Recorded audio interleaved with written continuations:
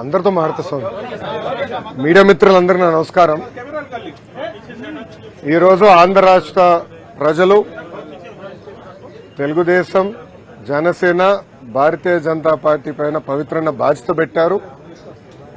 అది దారి తప్పిన రాష్ట్రాన్ని సరైన దారిలో పెట్టేదానికి, ఉద్యోగాలు లేని రాష్ట్రంలో ఉద్యోగాలు కల్పించేదానికి, సంక్షేమ అభివృద్ధి రెండు జోడెద్దుల బండిలాగా తీసుకెళ్లేదానికి ఒక పవిత్రమైన బాధ్యత మాకు ఇచ్చారు.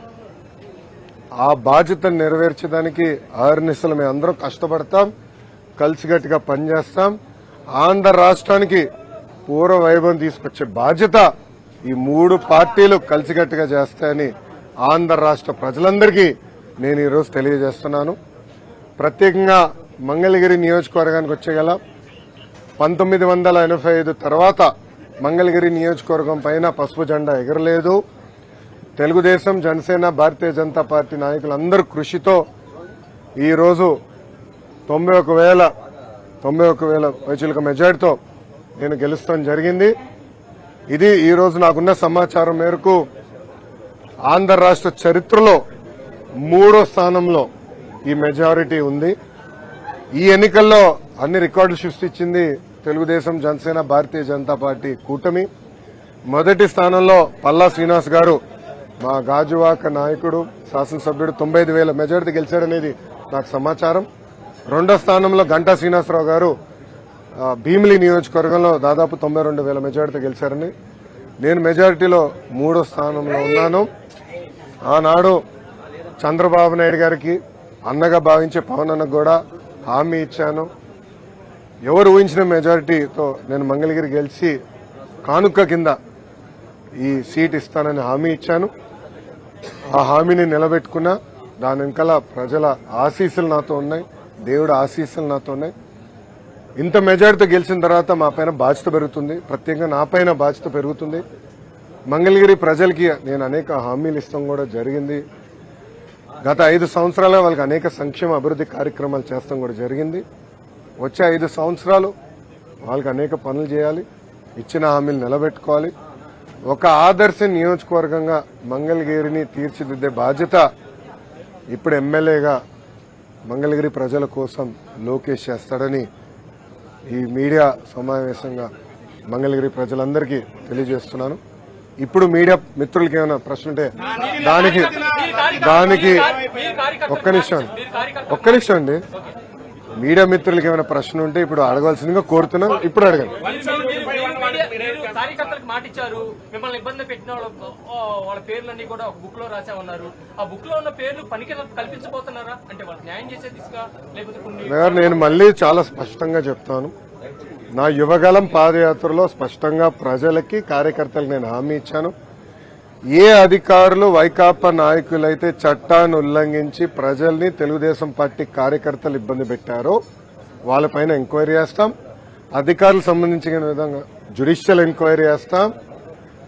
ఎంక్వైరీ నివేదిక మేరకు సర్వీస్ నుంచి డిస్మిస్ చేసి జైలుకు పంపించడానికి కూడా నేను వెనకాడను అని ఆనాడు ప్రజలకి చెప్పా, కార్యకర్తలకు చెప్పా.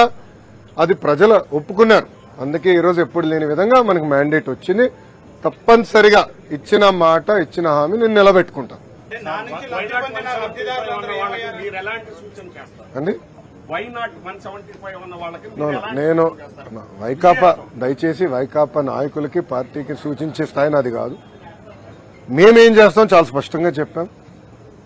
కక్ష సాధింపులు, హెరాస్మెంట్లు, ప్రభుత్వ ఆస్తులు ధ్వంసం చేస్తాం, ఇది మాకు రాదు, మేము చేయం. ఇదంతా ఆ పార్టీకి తెలిసింది. అందుకే ప్రజలు ఈరోజు ఇలాంటి మ్యాండేట్ కూటమికి ఇస్తాం జరిగింది. సో మాకు ఇచ్చిన మ్యాండేట్ నిలబెట్టుకోవాల్సిన అవసరం 3 పార్టీల పైన ఉన్నాయి. ఎందుకంటే ఆంధ్ర రాష్ట్ర చరిత్రలో ఎవరికి రాని మ్యాండేట్ మాకు వచ్చింది, ఎవరికి రాని మెజారిటీలు మాకు వచ్చినాయి. ఆ బాధ్యత మేము నిలబెట్టుకోవాలి. ఉందాతనంగా ప్రజలకి సేవ చేసే దిశగా మేము పనిచేస్తాం. ఇచ్చిన ప్రతి హామీ నిలబెట్టుకునే బాధ్యత మేము తీసుకుంటాం. రాష్ట్ర చరిత్రలోనే మొదటిసారి మీ కుటుంబ సభ్యుల్ని టార్గెట్ చేసి అవహేళన చేశారు. వారి విషయంలో మీరు ఎలా ముందుకు వెళ్ళబోతున్నారు? ఇప్పుడు ఆనాడు శాసనసభ సాక్షిగా మా తల్లిని అవమానించారు. అది తట్టుకోలేక చంద్రబాబు నాయుడు గారు అన్నారు, శపథం కూడా చేశారు. మళ్ళీ ముఖ్యమంత్రిగా ఈ సభలో అడుగు పెడతానని ఆనాడు చెప్తాం జరిగింది. ప్రజలు అది గమనించారు. అందుకే ఇలాంటి మ్యాండేట్ మాకు ఇచ్చారు. మీరు ఈ ఎన్నికల ప్రచారంలో కానివ్వండి, గతంలో మేము అధికారంలో ఉన్నప్పుడు కానివ్వండి, ఎప్పుడు కుటుంబ సభ్యులు జోలికి వెళ్ళలేదు. వ్యక్తిగతంగా దొంగ కేసులు పెట్టి ఎవరన్నా జైలుకు పంపించే ఆలోచన మాకు గతంలో లేదు, ఇప్పుడు కూడా లేదు. ఏమైనా తప్పులు చేస్తుంటే చట్టం చట్టాలు దాని పని చేసుకుంటూ వెళ్తాయి తప్ప మేము ఎక్కడ ప్రజల్ని ఇబ్బంది పెట్టాలనో వైకాపా నాయకులపైన కక్ష సాధింపు చేయాలనేది మా ఆలోచన కానే కాదు. కేంద్రంలో మీరు భాగస్వామి ఉన్నారు. ఇప్పుడు కేంద్రానికి రావాల్సిన అంటే రాష్ట్రానికి రావాల్సిన రాయితీల్లోనూ కొన్ని హక్కుల్లోనూ వాటి విషయంలో ఏ విధంగా గతంలోనే చెప్పాము. నేను కూడా ప్రధానమంత్రి గారు ఉన్నప్పుడు నేను మాట్లాడటం కూడా జరిగింది. ఆంధ్ర రాష్ట్రానికి అనేక పెండింగ్ ప్రాజెక్ట్స్ ఉన్నాయి. అదేవిధంగా విభజన చట్టంలో మనకు రావాల్సిన అనేక విషయాలపైన స్పష్టత రావాలి. మనకు హామీలు కూడా నిలబెట్టుకోవాల్సిన బాధ్యత కేంద్ర ప్రభుత్వం పైన ఉంది, రాష్ట్ర ప్రభుత్వాల పైన ఉన్నాయి. అమరావతి అవ్వచ్చు, పోలవరం అవ్వచ్చు, వెనుకబడిన జిల్లాల అభివృద్ధి కావచ్చు, ఇవన్నీ ఉన్నాయి. ఇవన్నీ కలిసికట్టుగా మేము ముందరికి వెళ్తాం. ఇవన్నీ గతంలోనే పొత్తులోకి వెళ్లే ముందే మాతో మాట్లాడాం, చర్చించాం. స్పష్టమైన హామీ వాళ్ళు ఇచ్చారు. దాని మేరకు పొత్తుకెళ్లాం. ఈ రోజు తెలుగుదేశం జనసేన పార్టీ ఎన్డీఏలో భాగస్వామ్యంలో మేము కంటిన్యూ అవుతాం. దాంట్లో ఎలాంటి డౌట్ లేదు. ఎన్డీఏకి క్లియర్ మెజారిటీ వచ్చింది కదా, ఎన్డీఏకి క్లియర్ మెజారిటీ వచ్చింది. సో దాంట్లో వేరే ఆలోచన తెలుగుదేశం పార్టీ కానీ జనసేన పార్టీకి లేదు. మీ అందరూ ఎన్డీఏలో భాగస్వామ్యం, దాంట్లో ఎలాంటి డౌట్ లేదు. నంబర్ 2, నా భవిష్యత్ అంటే నా పాత్ర ఏంటనేది అది మా అధిష్టానం, మా నాయకుడు చంద్రబాబు నాయుడు గారు నిర్ణయిస్తారు. అది నేను మాట్లాడే విషయం కాదు. ఓకేనా? ఒకే రాష్ట్రం ఒకే రాజధాని, అది అమరావతి. తెలుగుదేశం జనసేన భారతీయ జనతా పార్టీ నాయకులం అందరం కూడా ఆ మాట పైన కట్టుబడి ఉన్నాం. రాజధాని లేని రాష్ట్రానికి రాజధాని అవసరం. కానీ అదేవిధంగా అభివృద్ధి వికేంద్రీకరణ పనులు ఏదైతే ఆనాడు ప్రారంభించామో, ఇప్పుడు అనంతపూర్కి కియా మోటార్స్, చిత్తూరు జిల్లాకి అనేక ఎలక్ట్రానిక్స్ తయారు చేసే పరిశ్రమలు, కడప జిల్లాకి స్పోర్ట్స్, అలా స్పష్టమైన హామీలు గతంలో ఇచ్చాం. హామీలు కూడా నిలబెట్టుకున్నాం. కొన్ని చేయలేకపోయాం, టైం సరిపోలేక. ఈసారి ఇచ్చిన ప్రతి హామీ నిలబెట్టుకునే బాధ్యత మేము తీసుకుంటాం. అన్ని జిల్లాలు సమగ్ర అభివృద్ధి చేసే బాధ్యత కూడా తెలుగుదేశం జనసేన భారతీయ జనతా పార్టీ ప్రభుత్వం తీసుకుంటాం. టూ అర్లీ అన్నాయన్ని. ఎందుకంటే చంద్రబాబు నాయుడు గారు మేము ఇప్పుడు వాళ్ళలాగా డేట్లు ముహూర్తాలు మేము ఫిక్స్ చేసుకోమండి. ప్రజలు తీర్పు వచ్చిన తర్వాత చేయాల్సిన పనులు ఉంటాయండి. ప్రజలు తీర్పు రాకుండా ముందర మేమే ప్రమాణ స్వీకారం ఎక్కడ చేస్తాం, పలానా టైం చేస్తాం ఏనాడు మేము అనలేదు, అన్నాం.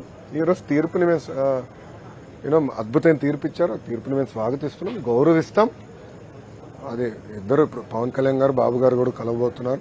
కూర్చుని అన్ని విషయాలు మాట్లాడుకున్నారు. అది ఎప్పుడు ఏంటనేది నాయకులందరూ నిర్ణయిస్తారు. రేపు మళ్ళీ ఎన్డీఏ కూడా మీటింగ్ ఉంది. సో అన్ని జరగాలి, తర్వాత డిసైడ్ చేస్తాం.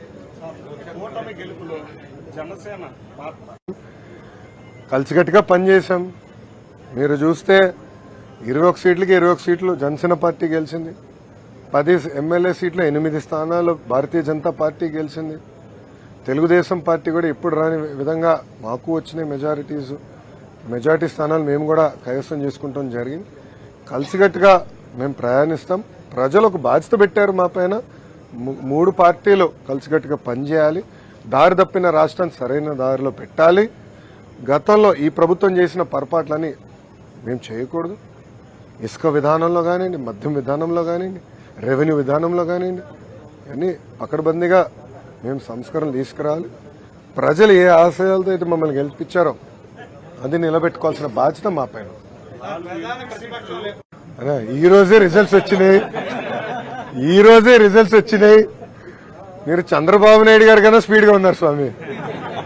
మొత్తం రిజల్ట్స్ రానివ్వండి. ఇప్పుడు మంగళగిరి ఫర్ ఎగ్జాంపుల్ ఎన్ని బూత్లో నెగిటివ్ వచ్చింది, పాజిటివ్ వచ్చింది మేము డిస్కస్ చేస్తున్నాం. కనీసం ఒక 6 రోజులు మాకు సమయం ఇవ్వండి, కొంచెం సమీక్ష చేసుకుంటాం. దాని తర్వాత స్పందిస్తాం.